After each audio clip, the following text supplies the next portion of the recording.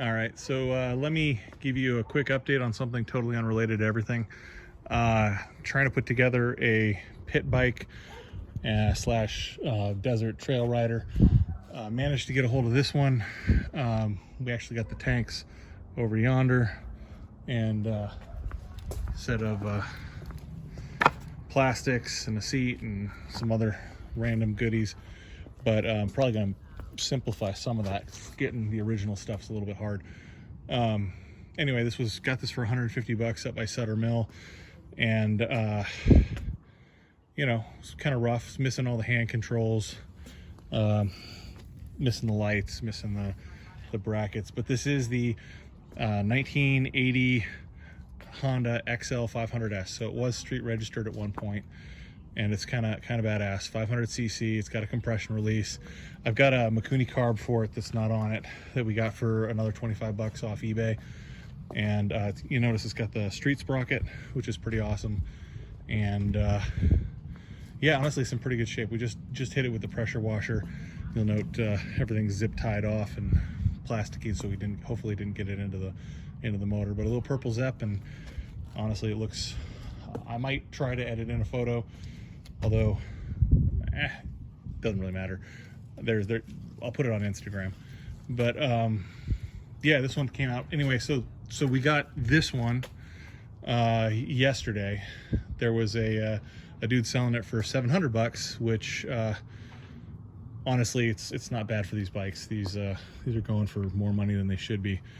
At least back in my day, you know, you could get a Honda for 200 bucks and a cold 6-pack of beer. But anyway, wanted 700 or swap for a quad. So I got a Taiwanese $50 quad off of OfferUp, cleaned it up, got it all spiffy and pretty and happy, and traded it to him. So this one had the wrong shocks on it. I stole one of the shocks off that one to put on this one. So and we ordered another set of shocks for, I think it wound up being 70 bucks for a used set of shocks, which is, again, it's kind of blowing my mind what Honda parts are going for. But this is the XR 500, so it should have a bigger cam. It should have a lighter flywheel. Honestly, I'm kind of tempted to pull that motor out and just stuff it in that one, but it needs a little bit of stuff here and there. It's got this front piece, which I'm not super into. I kind of want to put another round light. I kind of want to make them look kind of the same.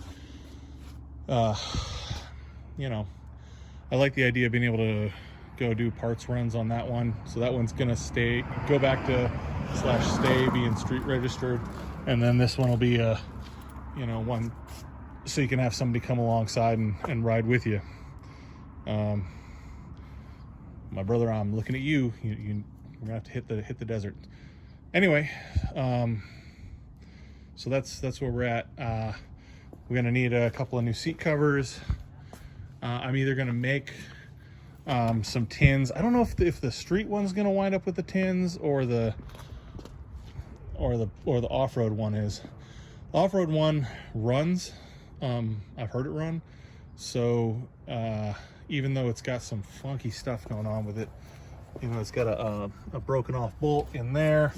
It's like you can see, this is bent in a little bit, so I'm gonna have to straighten that lovingly and gently. And then this cover is missing on the sprocket, and it's got like the wrong screw stuffed in there. You know, just little stuff. Guy who owned it before, very enthusiastic, but didn't have access to a lot of parts or really know what the stuff was called to order it. So that happened. But yeah, it's real cool seeing like the subtle differences. Like the off-road one, you can see where the peg mounts are on the swing arm, and then this one doesn't have it. It also doesn't have the lock for the helmets.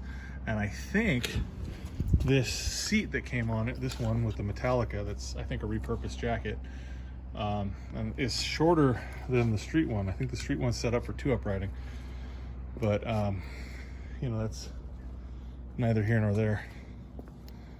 But yeah, I'm pretty stoked.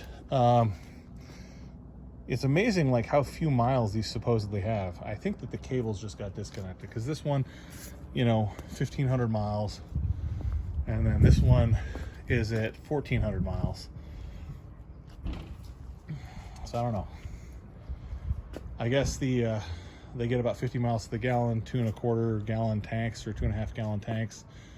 So the little trip meter is actually super important. I think this is the wrong fender for this one. I don't know. I got to start looking around, see if anybody's put some metal fenders. I don't know. I'm torn about the right course of action on this, because I'd love to keep it looking, you know, like it's 1980, and just have them as vintage toys to go tear ass around and, you know, run stuff down when you're at the strip. Or I don't know. They're awesome. They're in awesome condition. I'm really excited to have them. I need another project like a third anus, but you know, when the time comes, when the projects with the right deal shows up that speaks to you, you got to move on it. Winter's a long period, and you know, between two, maybe we can make one good for riding right away, and one good for shortly thereafter.